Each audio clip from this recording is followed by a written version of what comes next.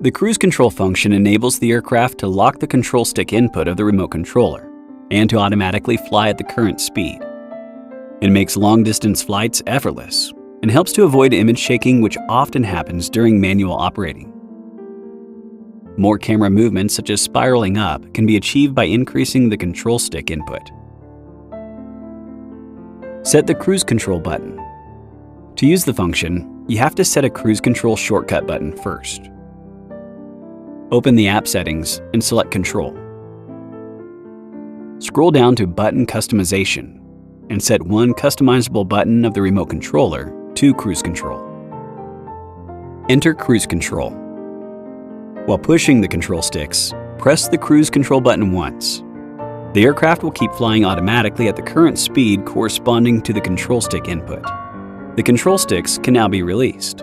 After the control sticks return to the center, push them again to change the flight speed and direction.